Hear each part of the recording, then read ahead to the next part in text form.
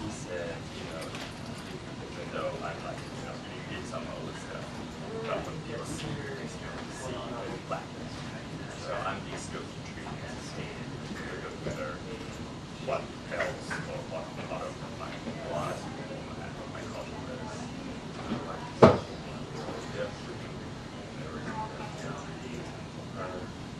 And that's another guy, which is actually and then there was this guy, this moment that this big mother, the dad. It's plenty of room up there. So it took me a while to produce it. 2 years to get them all together and talk. But although I when I go, the tenant policy said, I don't know whether I just be like something better or I don't know this for the records. Everything else is all the great.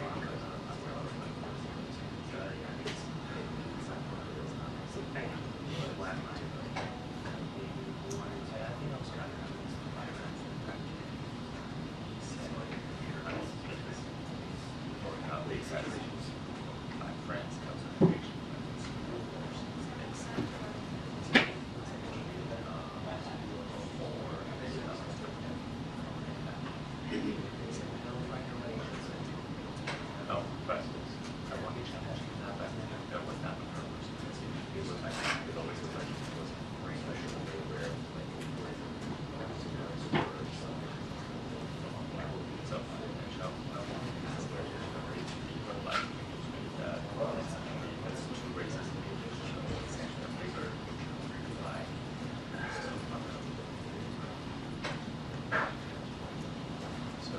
but I didn't ask if I come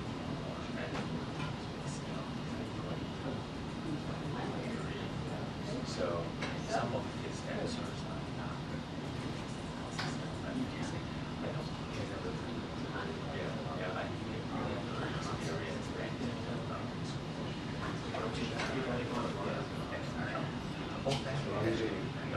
Oh yeah, okay. I'll just I don't say it. No, I don't need to say it. What time did they do? She worked with Joe Mama and she How are you? and the whole family was invited to I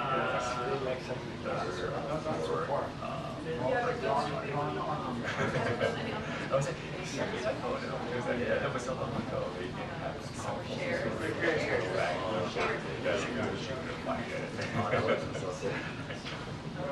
But yeah, but so like this people said, so I guess professional work. Really top-notch stuff. No.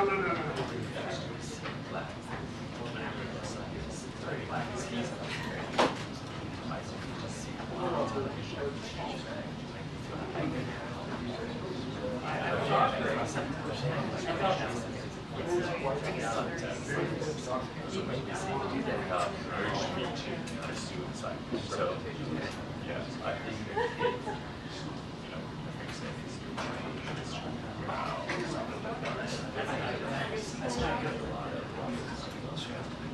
so I didn't know what to do for some life. It sounds like you're in the 90s.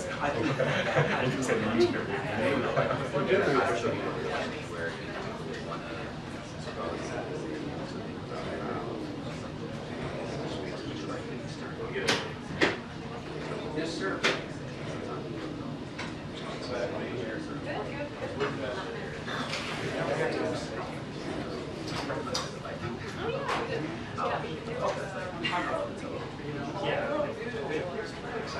Like his brother who is older, 28, and he said, I mean, he realized what he's doing, although he's still having policy on this race, but he said a lot of people, when they,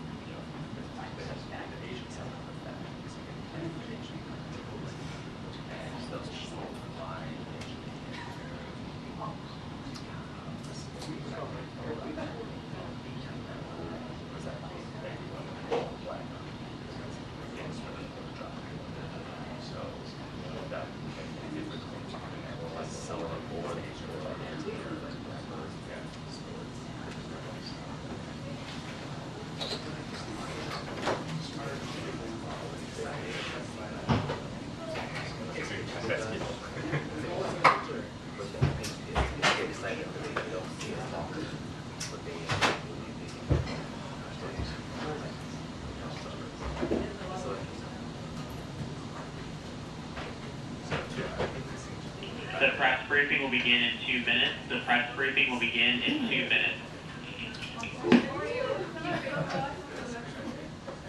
Open my eyes.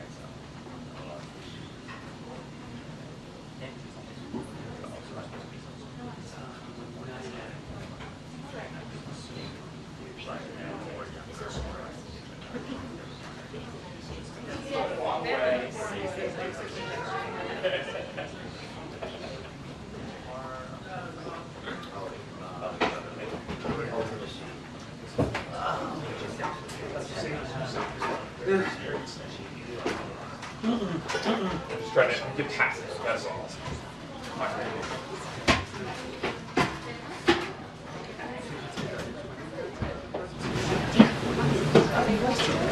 Man, how are you? We're great.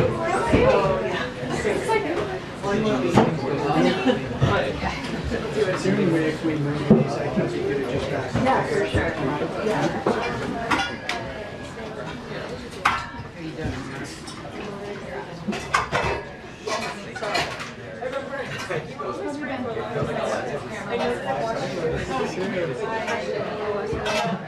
Okay. Above the grass. Okay.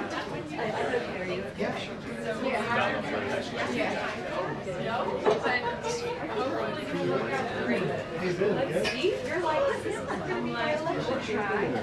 Hey, how's it going? Yeah, yeah. Good to see you. Good to see you. This should be an MMR from it's like 5 years ago, so good to see you. Hey, what's up?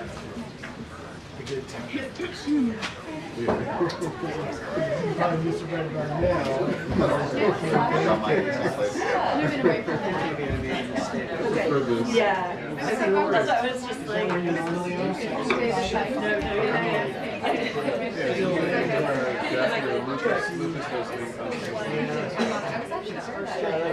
Because everybody's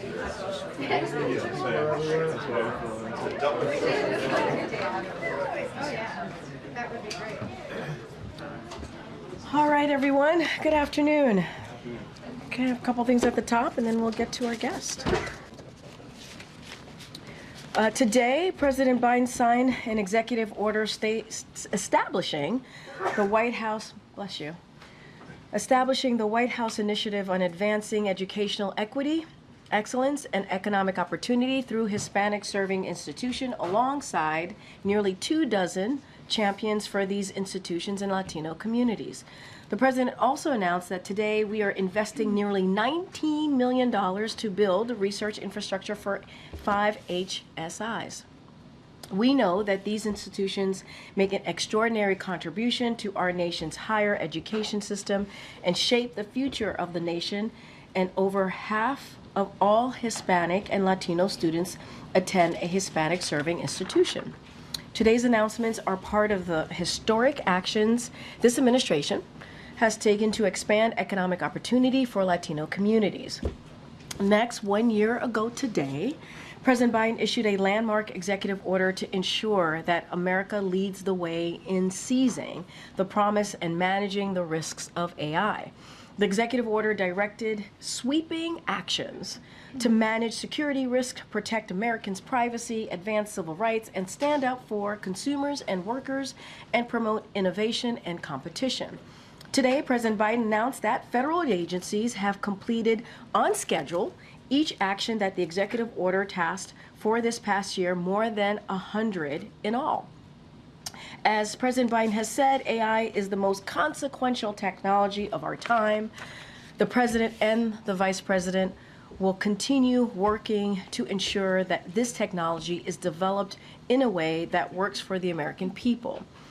We have Chair of the Council of Economic Advisors, Jared Bernstein, with us today to talk about some recent economic news. The economy has grown 12.6% under this administration, more than any presidential term in 25 years. We have gone from the worst economic crisis since the Great Depression to the strongest economy in the world. 16 million jobs created and the lowest unemployment of any administration in 50 years. And inflation has fallen to 2.4%, the same rate as right before the pandemic, with incomes up nearly $4,000. Still, we know that there is more work to do, and we'll keep fighting to lower costs and grow the middle class. With that, Jared, I know you have more to share about this. Thank you, Karine, for inviting me back, and thanks to my CEA team for helping prepare the information I'm about to share with you. This has been a busy and quite positive data week so far, and it's not over. We learned today that real GDP rose 2.8% last quarter, largely accounted for by strong consumer spending. The quarterly PCE price index, this is the inflation measure watched most closely by the Federal Reserve, grew at an annualized rate of 1.5% last quarter. Consumer spending continues to come in strong, backed by the tailwind of a persistently tight labor market and easing inflation. Real after-tax income was up a solid 1.6% in Q3. That's more buying power and more breathing room for American households. In other words, this is another in a series of GDP reports showing the U.S. economy is growing above trend, and as the slide on my left, your left, my right, shows, is outpacing other advanced economies. This is the U.S. and you see, well ahead of the pack. We also learned yesterday that consumer confidence spiked in October, up about 10% for the month, its largest monthly jump in 3.5 years. Relatedly, the gas price this morning was $3.14 per gallon and is below $3 per gallon in 20 states. These data are consistent with the most important dynamics of the macroeconomy during our administration: strong GDP growth, strong job growth, accompanied by falling inflation. In fact, as CEA has shown, real GDP is up just under 13%, as Karine said, since the president took office. And there you see that in the last bar there, since the president took office, and has consistently beat forecasters' expectation. Case in point, if we compare real GDP, where the level of real GDP is today, with the Congressional Budget Office's last pre-pandemic forecast, today's level is $9,800 higher per capita than it was expected to be. Real wages and incomes have also consistently been on the upswing, with real incomes up almost $4,000 during this administration, boosting workers' buying power. Now, on Friday, we'll get the October jobs report, which will reflect the labor market impact of several strikes, Hurricane Helene, and possibly Hurricane Milton. The BLS, the Bureau of Labor Statistics strike tracker, estimates that there are 3 strikes that will be reflected in Friday's report, reducing national payroll employment by about 41,000 jobs, a number well above the usual monthly strike count. Note that the East Coast port strike ended before it could have an impact or an effect on the October payrolls. Regarding the hurricanes, outside analysts estimate that the extreme weather could lower payroll employment by as many as 60,000 jobs, though unlike the strike estimate, this estimate is subject to considerable uncertainty. In other words, outside estimates suggest that strikes and weather-related events could collectively lower October payrolls could collectively lower the change in the October payroll by as much as 100,000 jobs. Now, while we're doing all we can to help with these temporary disruptions, we remain confident in the underlying strength of the U.S. labor market. At the same time, it's important to keep in mind that these disruptions will make interpreting this month's jobs report harder than usual.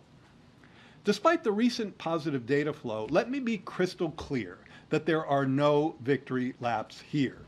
We know that prices are still too high for families, making our cost-cutting agenda as urgent as ever, and we will continue to fight to lower costs in key areas, including healthcare, prescription drugs, childcare, housing, and more. But what these data do show is a strong economic foundation that we must continue building upon.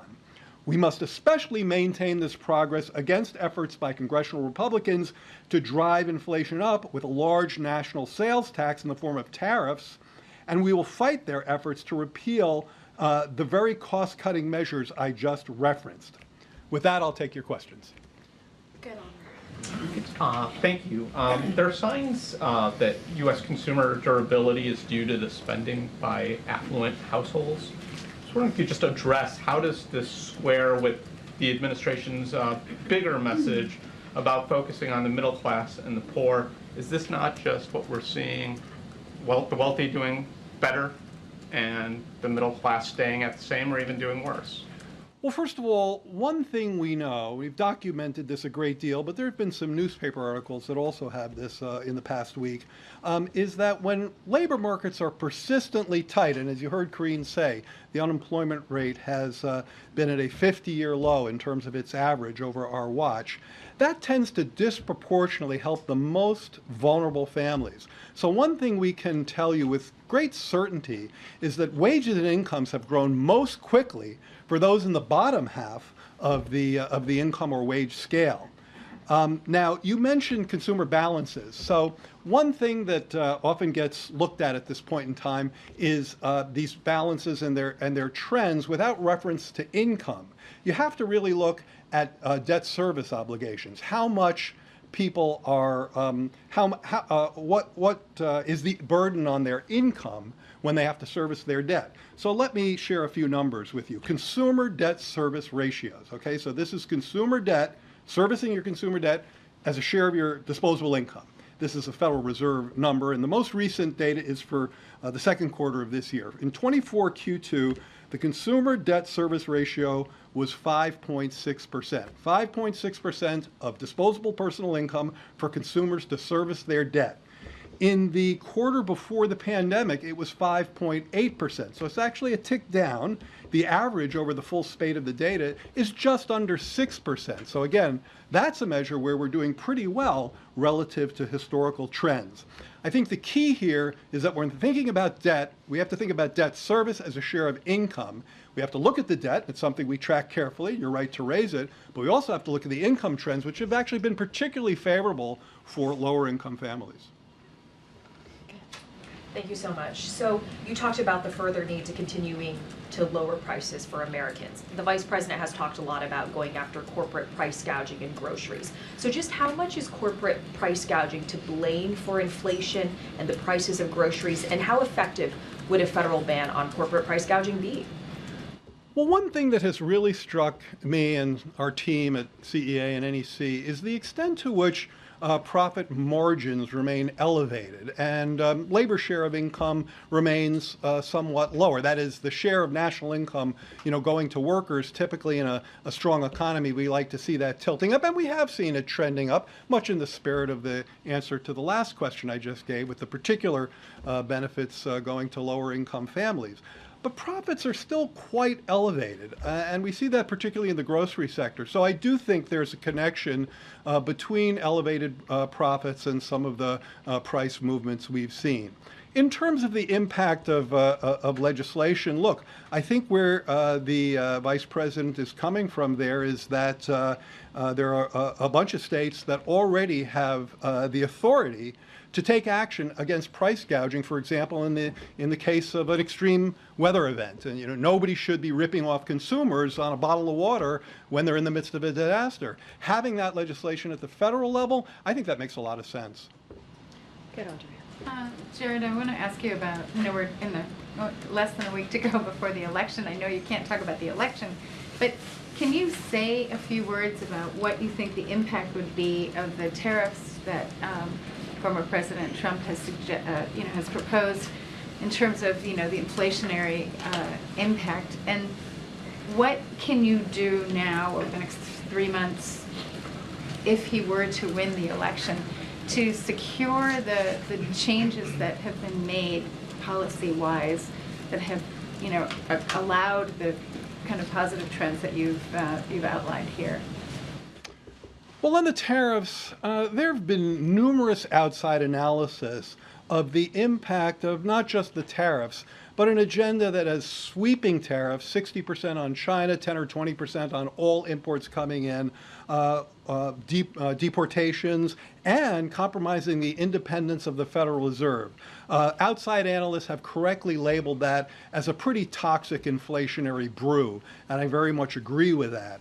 The first point is that I think that the consensus among the at least economics community is that that is an agenda that pushes exactly the wrong way if we're trying to help households deal with price pressures, with cost pressures. But then if you then consider repealing the IRA, now you're talking about taking a direct hit on measures that are actively in place, legislative measures that are at work in the economy, lowering the cost of prescription drugs, lowering the cost of healthcare coverage, lowering the cost of insulin. Those are action items that are in the economy, helping families as we speak. To repeal those is to raise those prices. In terms of your second question was, how? So look, I mean, I'm not going to get into kind of the politics of what one victory would be relative to the other. As you say, I can't talk electoral politics. I do think it's important and interesting to note that the investments that this president and vice president have overseen have gone to all parts of the country and have disproportionately gone to places that have been historically left behind, places that have suffered from hollowing out by the loss of factories, by the loss of manufacturing jobs. And these places are just as likely, in fact, I believe more likely to be red than blue. And there are many representatives I've seen with all different stripes who are pretty unhappy about the idea of repealing those measures because they see them actively at work building a factory in their district. So I think it would be economic malpractice to reverse such positive developments, and I think there are members on both sides of the aisle who would agree with that. Just a quick follow-up. Would you stay on if Harris won and asked you to stay on? Yeah, I'm not going to speculate about that. Good, Kayla. Thank you, Karine. Jared, I have two questions, if I may. The first is on the overall economic agenda. You point out that economic growth has been the best of any administration since the turn of the century. You've had consistently better than expected economic data for the last 4 years, but yet Americans, by and large, don't give the administration credit for that. And in a recent poll by the Associated Press, 7 in 10 said the economy is going in the wrong direction. Why do you think that continues to be the case? Well, I said in my comments, and I've said every time I've talked, either it's from here at the podium with Karine or out there in front of the cameras, probably in interviews with you as well, Kayla, that prices are still too high for too many people, for too many products, too many households. And that's why our cost-cutting agenda is as urgent today as it was yesterday or before we got any of these reports. There's no economic report that is going to make any of us say, oh, well, we don't have to worry about that anymore in terms of cutting the cost of drugs or health care or health coverage or housing or child care. I mean, those are serious structural issues where we have an affordability shortfall in housing and child care, and the president and vice president have robust plans to go after them. We need Congress to work with us on that, and in my view, that is nothing like a red or a blue issue. You cannot find a state in this country that doesn't need more affordable housing and more affordable child care. And I think you'd be pretty hard-pressed to find plans that are more robust than the ones we've articulated to add to the supply of affordable housing and add to the supply of affordable child care. So we just need to roll up our sleeves and work together on those issues on behalf of the American people. At the same time, I did mention that consumer confidence spiked in October. I don't want to over-torque on 1 month, but we do see an upward trend. And I think that upward trend, while it's not where we want it to be, it's moving in the right direction. That's what I mean when I say building on the foundation we have. I think that upward trend in consumer confidence, in sentiment, while not where we want it to be, our work is not done, is telling us that easing inflation, strong growth, a solid job market, and real wage and income gains are helping to reach American households, but our work isn't done.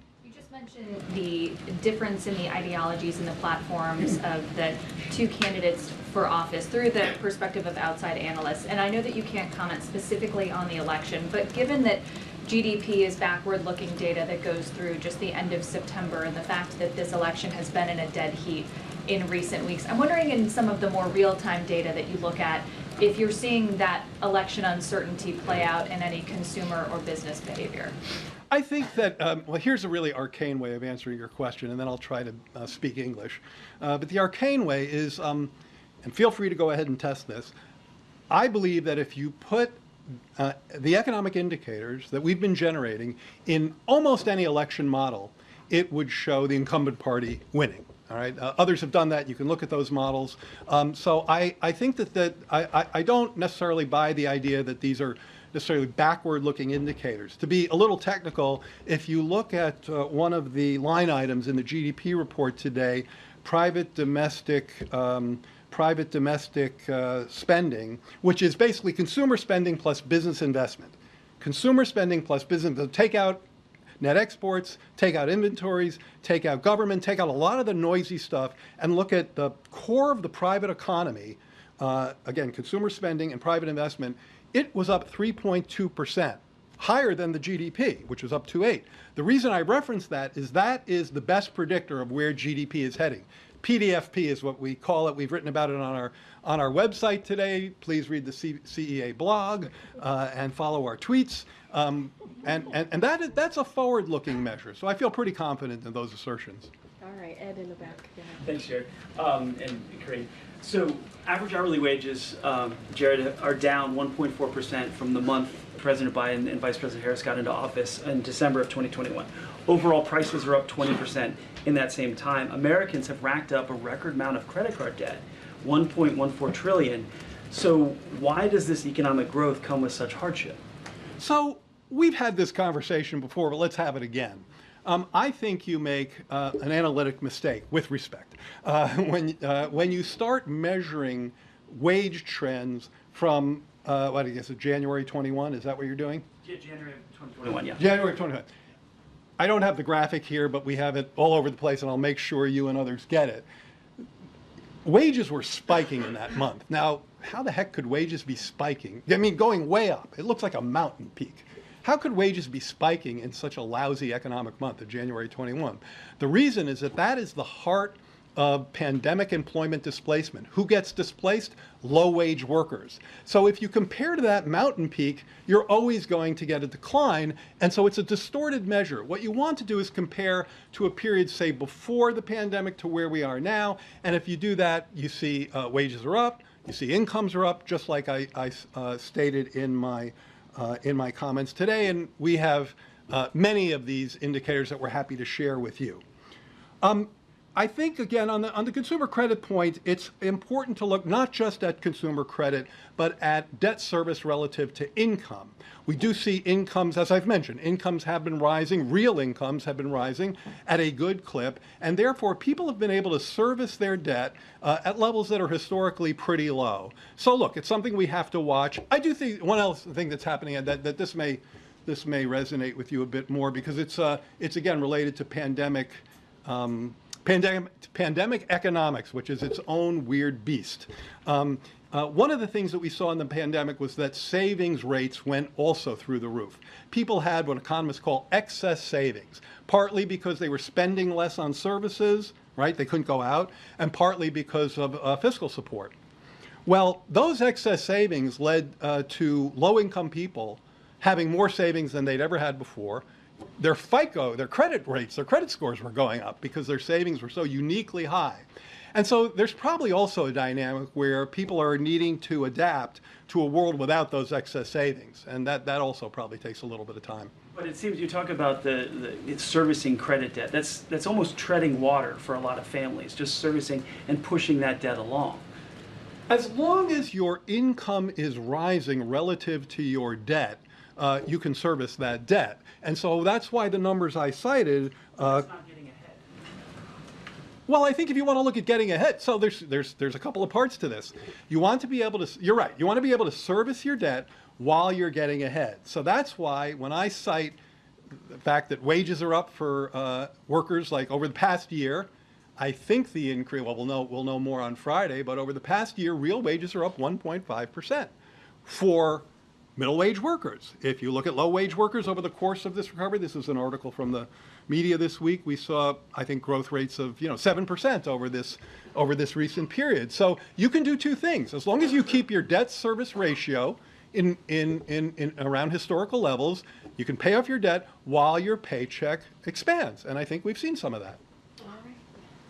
Thanks for doing this, Jared. At the top of your remarks, you mentioned the job numbers come out Friday. You talked about some of the strikes. Boeing, more specifically, they're still on strike. How concerned are you with what's going on with Boeing? And is there an urgent need from your perspective that workers need to get back? And can you just elaborate a little bit more on maybe how some of the strike impact and even hurricanes could be reflected in the job numbers? Okay, well, starting from the last part of your question, as I said, and as outside analysts have been writing this week, and you can find various articles to this effect, the expectation is that the payrolls, the report in payrolls, and the key number there is how much payrolls went up in a given month in October. We expect payrolls to be affected by the strikes. That's pretty much baked in. The Bureau of Labor Statistics has told us that there are 41,000 and change workers who will not be counted on payrolls in October who were there in the previous month due to the strikes. So they can record that. The hurricane is much more uncertain. If you're someone who's not getting paid during what we call the reference week, which is when the survey was fielded, you're not going to be counted in the payroll survey. Now, I don't want to get into dizzying weeds about this, but the unemployment rate can be different. If you're on strike, or if you're still at work but you haven't been paid, but they call it you're surveyed in the unemployment survey, you will be recorded as still having a job. So the unemployment rate is expected to be less affected than the payroll number. But the payroll number is as I mentioned, expected to be affected by these distortions, though there is considerable uncertainty regarding that, particularly around the hurricanes. In terms of the Boeing strike, look, you know that our administration puts workers at the center of our economic agenda, and the president and the vice president have focused considerable energy on jobs, wages, and on worker bargaining power. So I've worked with Joe Biden for many decades, and that has always been at the core of his model. Workers need clout in order to get a fair share of the growth that they're helping to contribute to. In fact, my favorite definition of Bidenomics is that if you're helping to bake the pie, you ought to get a fair slice. And one of the ways that happens is through bargaining clout, bargaining power, and that's why we've generally been so supportive of unions. Any specifics about a particular strike, it would be inappropriate for me to weigh in.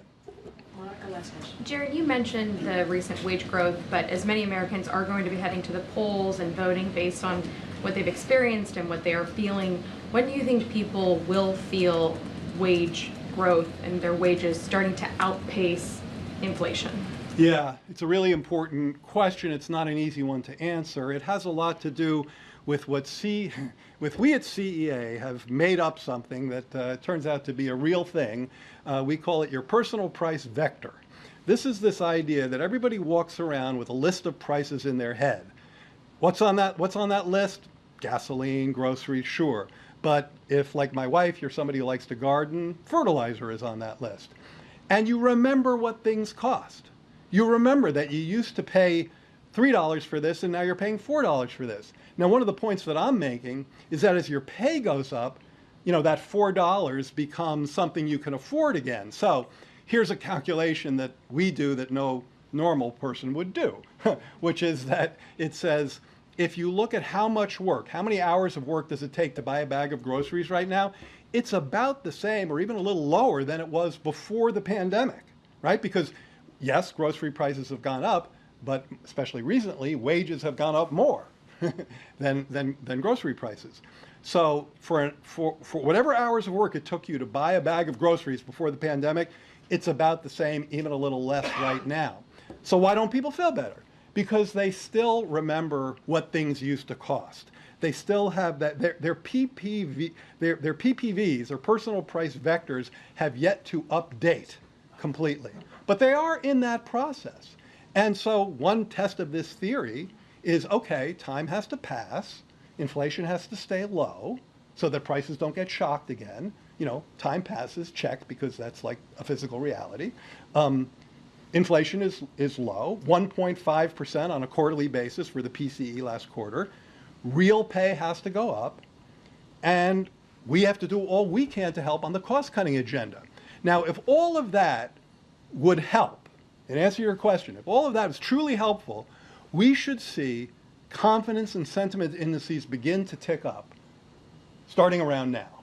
And that's exactly what we've seen. We're not back to pre-pandemic levels. Our work isn't done. But the trend is our friend. We're moving in the right direction, and we have a strong foundation to build upon and a strong policy agenda with which to build upon that foundation. Thank you. Thank you so much, Chair. Appreciate it, Jared. Thank you. Thank you for coming. Okay. Let's see, grab everything else. Okay. Go ahead, Amr.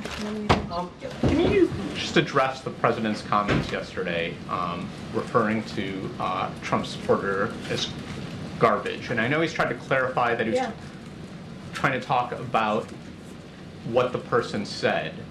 But one, I guess I want to know, does he think less of Americans who support Trump than he does of those who do not? Yeah. And two, why is he using that kind of rhetoric? How is that presidential? So a couple of things. So just to clarify, he was not calling Trump supporters garbage, which is why he put out, this is why he wanted to make sure that we put out a statement that clarified what he meant and what he was trying to say. And so just want to make that very clear for folks who are watching. And I just want to read that out to folks. So he was regarding to the comedian, and I quote, "I referred to the hateful rhetoric about Puerto Rico spewed by Trump's supporter at his Madison Square Garden rally as garbage, which is the only word I can think of to describe it. His demonization of Latinos is unconscionable. That's all I meant to say. The comments at the rally don't reflect who we are as a nation." And to your question, your other question that you asked, no, he does not view Trump supporters or anybody who supports Trump as garbage. That is not what he views. If the president has said this for more than 3 years now. He has said multiple times that he is a president for all. It doesn't matter if you live in a red state. It doesn't matter if you live in a blue state. He has said this himself. I have said it on his behalf. He believes that he's a president for all. And it doesn't matter who you voted for. It doesn't matter if you voted for him or not. He's a president for all. But hateful rhetoric that he hears, and this is something that we've done many times from here, we will call that out. We will call that out. And that's what the president said. Does he have any regret for not being more, his language was not specific. It came out, if you were listening to that video. I was in the room, Amr, I was in the room. I'm sorry, but if you were listening, but if you were any sort of normal person listening to that video or looking at the clips online, you could come to the conclusion that he was calling, at minimum, this one man garbage, or not, if not all Trump supporters garbage. Does he regret not being more precise with this language? And does he also? I'm waiting for the question to end, but I keep going. And I apologize. And the second part of that is, does he have any regret for how this has shadowed Vice President Harris's campaign? So a couple of things there, because there's a lot that you laid out. Look, the president wanted to clarify because he understood that what he may have said he understood that what he was saying was being taken out of context. So he wanted to be very, very clear about what he was trying to say. And I just read that out once over. You all have the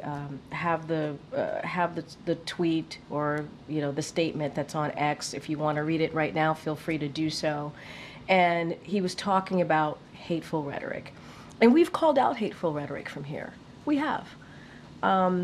Obviously, this hateful rhetoric was about a particular community, a community that the Puerto Rican community. There are Americans This is a community that he respects, and he wanted to make sure he called that out. And hateful rhetoric should be called out. It should be. But at the same time, the president is a president for all. He will continue to do so. He will continue to serve for everyone. I want to step back for a second because I think this is really important. Yesterday, we went to Baltimore, Maryland. He announced a $3 billion project in Baltimore. That $3 billion project is going to help 27 states. 11 of those states have Republican governors. This is what this president cares about, making sure that people who are in need get the assistance that they need, right? He talked about port infrastructure, and we went to Baltimore. Obviously, we know what happened a couple of months ago with one of the bridges there, $147 million for Maryland in particular. But just think about it, 27 states, 11 states are Republican governors. And we're talking about the Inflation Reduction Act, which only Democrats voted for. Republicans didn't vote for that. Republicans tried to repeal that. Let's not forget what the speaker said yesterday about ACA, wanted to repeal ACA, which would hurt millions of Americans. And so that's what the president wants to focus on, which is why he wanted to make sure he clarified what he said. But if there is hateful rhetoric that is being said about communities, Americans, communities across this country, he's going to speak out about it. And it's not the first time that he's done so. And just briefly, separately, is Amos Hochstein and Brett McGurk headed back to the Middle East this week to try to revive ceasefire negotiations? And can you tell us anything about Bill Burns' travel as well? So a couple of things. So following Israel's response in a self-defense against Iran, senior U.S. officials are following up on a range of matters in the region and with Israeli counterparts.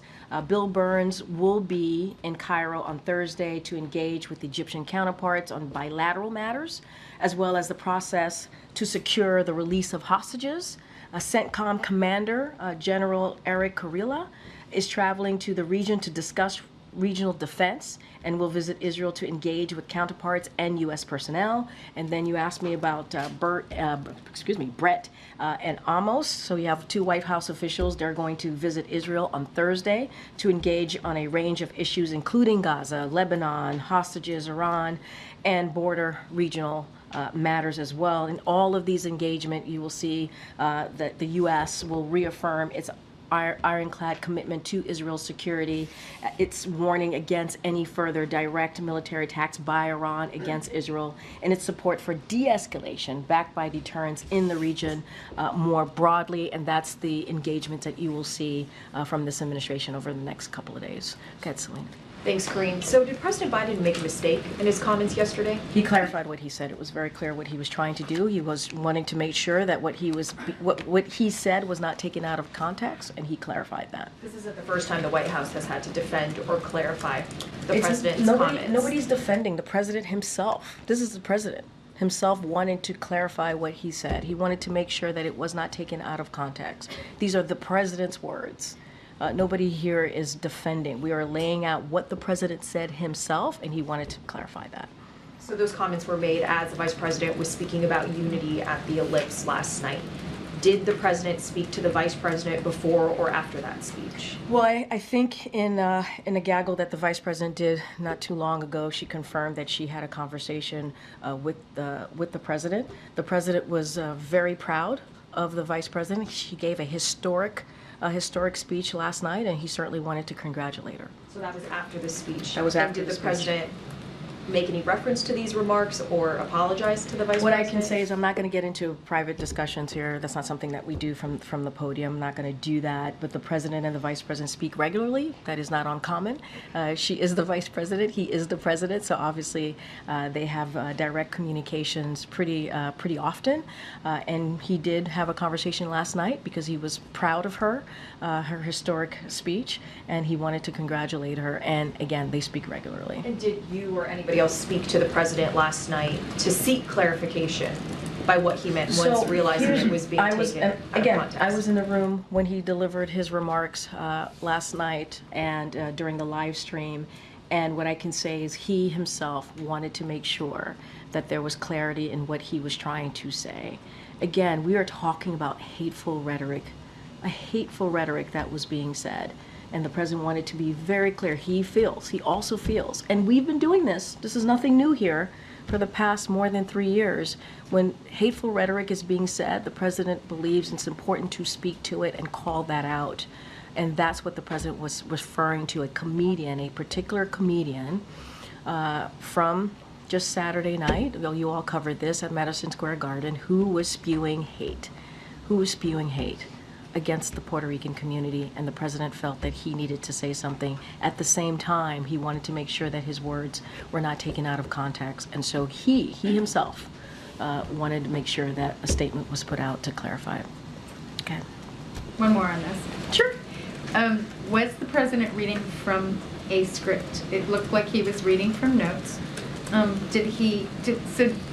Were those comments written out for him in some form? Okay. No, I'm sorry. Go ahead, Audrey. No, it's okay. No, finish. I want you to finish your statement. I'm sorry. I was just, it would be useful to know whether there was a prepared remark that he was reading from, and if so, whether that should have been changed, or whether he was ad-libbing. A couple of things.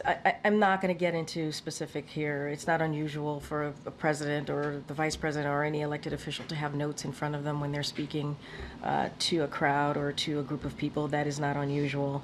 What I can say is the president wanted to make sure that his words were not being taken out of context, and so he wanted to clarify, and that's what you heard from the president. He was very aware, and I would say I think it's really important that you have a president that cares about clarifying what they said, and that's what you see from this president. He took it upon himself to clarify what he said, and I think that says a lot about who Joe Biden is, that he wanted to make sure it was clear that he was talking about the comedian and the hateful rhetoric that was coming from this comedian just a couple of days ago. There have been a lot of comparisons made to the Hillary Clinton remark using the word deplorables. Has the president indicated to you any concern that this one comment that he has clarified now could have similar reverberations to that previous comment? I mean, he was certainly active in politics then and was aware of the impact that had. I'm not going to go back and litigate 2016. I'm just not going to do that from here. He was not speaking about Trump supporters. He was not, as a whole, he was not speaking about people who support a different candidate. That is not what he was doing. And he clarified that in his statement last night. That was not his intent. He wanted to be very clear about that, hence, again, why he said he was speaking about comments that were made by the comedian. And let's not forget, we can't forget, what we heard was the demonization of Latinos. That's what we heard of a community. By the way, and I know you all know this, Puerto Ricans are Americans. And he wanted to make sure that we speak out against hateful rhetoric. It's important to do that. Was he talking about Trump supporters? Absolutely not. As a whole, absolutely not. I just have Okay. Sure. Question. So the president of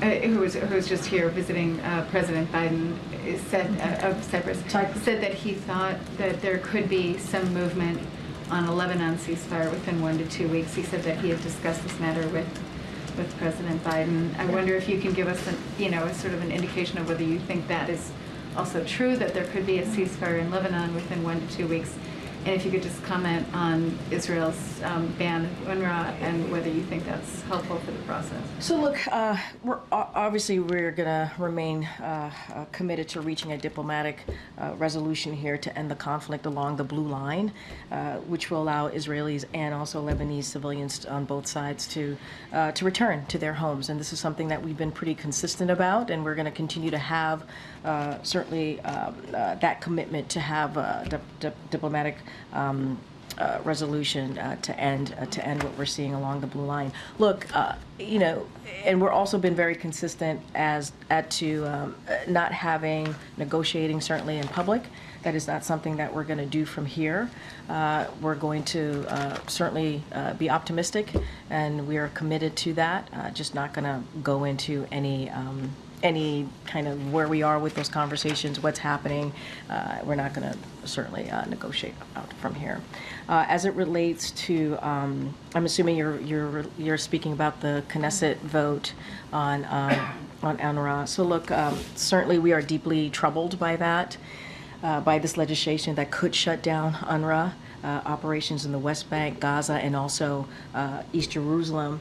So we urge the government of Israel, we're having this conversation with the government of Israel to pause implementing this legislation. We urge the government of Israel certainly to ensure UNRWA can effectively carry out its mission and facilitate humanitarian assistance. But we also support steps to strengthen UNRWA as well, in part so that UNRWA's impartiality and neutrality, including to respond to allegations, as you have all covered, to ties to terrorism.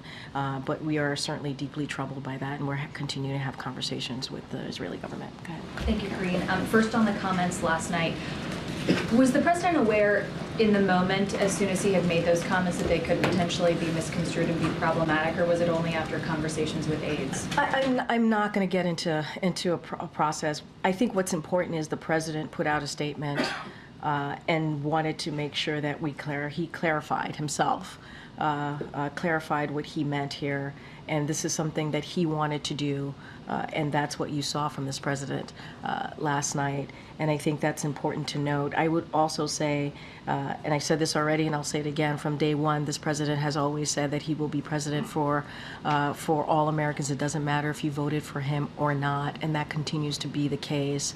He was making a particular point, a specific point about a comedian and the hateful rhetoric that was heard by all of us on Sunday, but I'm not going to get into the back and forth. I think what's important to note is that the president himself wanted to clarify this. There have been a few times when the president has spoken off the cuff and appeared to be off message or had comments that have needed to be walked back or cleaned up. And I'm wondering, going into this final very high stakes stretch of the election, if there's going to be any changes to preparation or format for any of the final events that he's going to be participating in. The president looks forward to being out there talking to the American people. You heard me talk about yesterday and how important that was, $3 billion in port infrastructure funding that's going to make a difference in 27 states.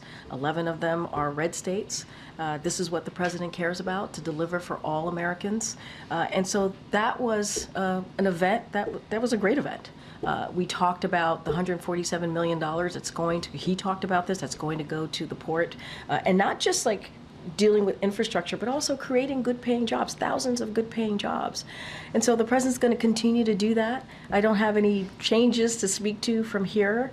And you saw the president in Pittsburgh just this past weekend as well. And this is more of a campaign.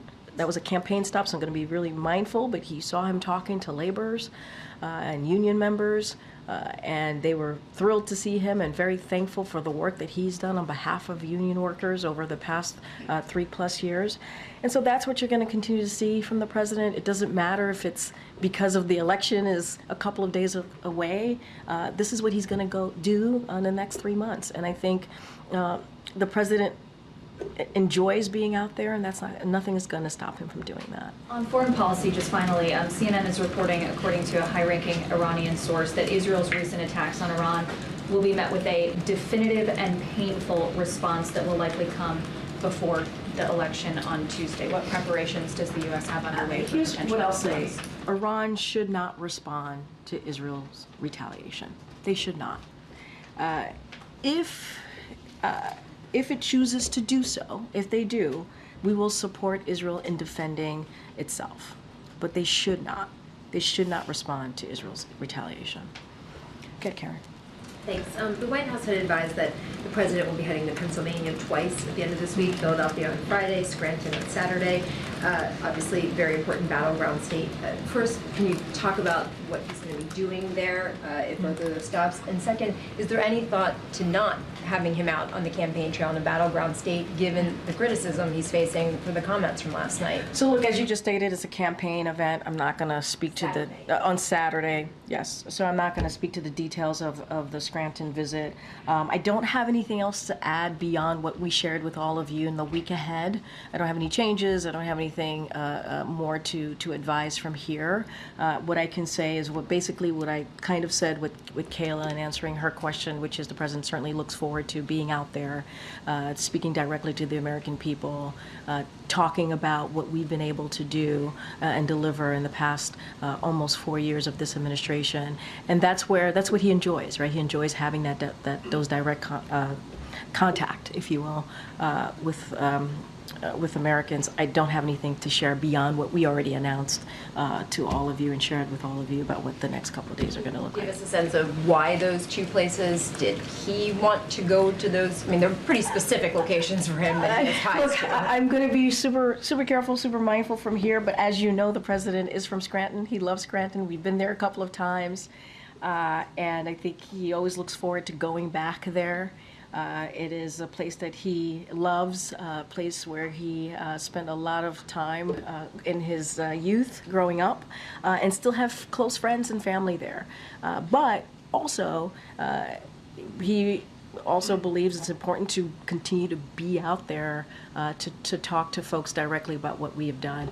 I'm going to be super careful not to speak to anything beyond that. Once we have more details and information, obviously, we'll share that with all of you. Good. Michael. Where will the president be on election night? So we'll have more to share. Don't have anything for you at this time. We'll have more to share when we get closer. Okay, and one more thing.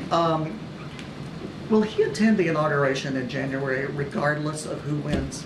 I mean, this president believes in the peaceful transfer of power. And that's what you're going to see this president do, committed to the peaceful transfer of power. It's not about him. It's not about him. Yes, he will. It's not about him. It's about the American people. That's what the American people need to see, regardless of who wins. The American people, he understands this, needs to see a peaceful transfer of power, and that's what you're going to see from the president. And that's part of that, right? Attending the inauguration, being there, being part of what is regularly done, a historic kind of process. He certainly is going to partake in that. Okay, Monica. And just following up on two questions from my colleagues, for the sake of clarity, was the president reading from prepared remarks last night? Look, the president had certainly, it's not unusual for a president, vice president, or any elected official to have notes on what they want to say, prepared to say. I'm just not gonna get into specifics here. I think what's important to note here is the president wanted to clarify what he said. That is what is important. And for a president to do that, I think is important. And I think that shows the integrity of this president to want to make sure that, hey, I want to make really clear, I was talking about the comedian and the hateful rhetoric that was coming out of his remarks on Sunday. I'm not going to get into specifics here and just leave it as that. I think what's important for the American people to note is that the president wanted to make sure that he clarified his statement and is going to continue to be a president for all. It doesn't matter if you voted for him or not. And then just second, the vice president is facing questions about his comments today. So does the president regret at all the distraction this is causing from her campaign in these final days? Here's what I'll say. Yes, the vice president spoke to this, and she said herself that the president clarified these statements. Look, what I will say, and she also said, obviously, and you all saw this, that she believes that it doesn't matter who you vote for, right? People should have their ability to make their decisions for themselves, which is something that this president also agrees on. And I'm not going to, you all are covering this election, you all can speak to if this is a distraction or not. What I can speak to is the president wanted to make sure that he clarified his statement, and he did so. And the vice president did say today she strongly disagrees with anybody who offers criticism of people based on who they vote for and why they vote for them.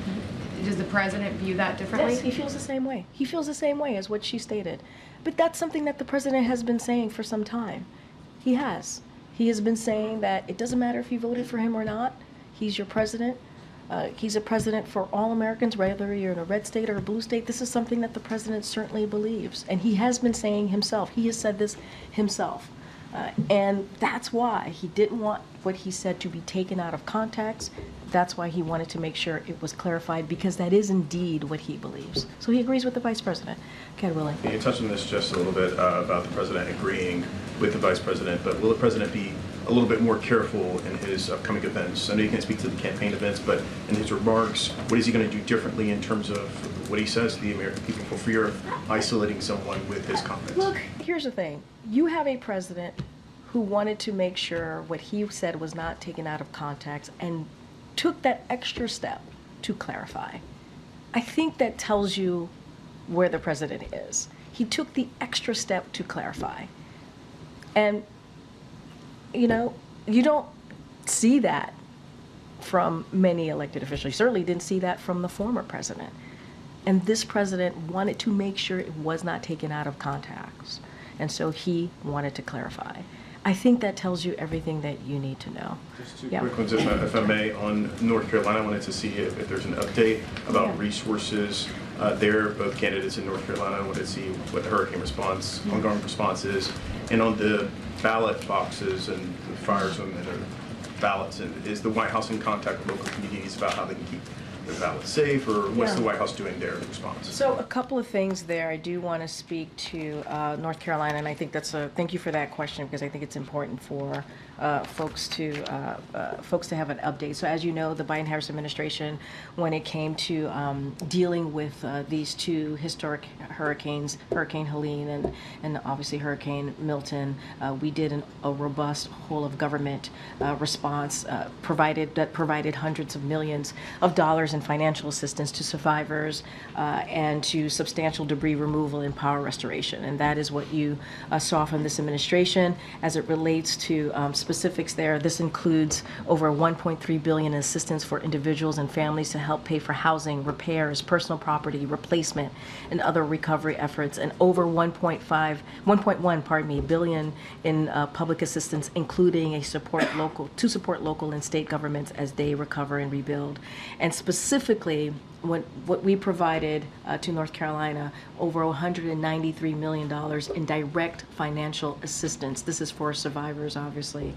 And as the president and the vice president have said many times, their administration will be there for the people of North Carolina as they continue to rebuild, as they continue to deal with the loss that they've had to deal with from both hurricanes, a historic hurricane, and as you know, both the president and the vice president have been on the ground, and FEMA continues to assist on the ground. As it relates to the ballot drop box fires, first of all, we want to be very clear about this. It is unacceptable. It is unacceptable. Every eligible American has the right to make their voices heard.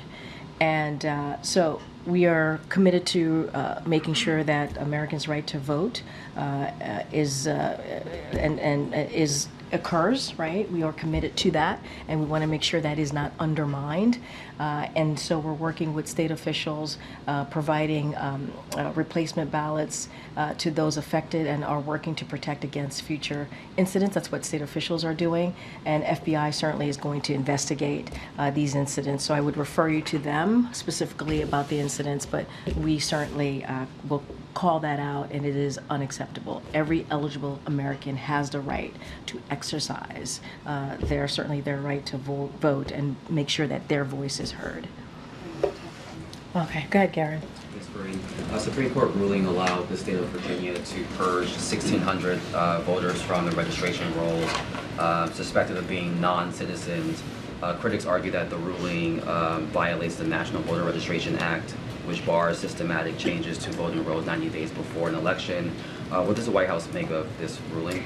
So look, it's very similar to how I answered Willie's question, but I'll start off with this saying it is already illegal It is already legal for non-citizens to vote in federal elections, and it is a federal crime that is punishable by prison and fines. And again, as I stated to your colleague here, every single eligible American has the right to make sure that their voices are heard if they choose so.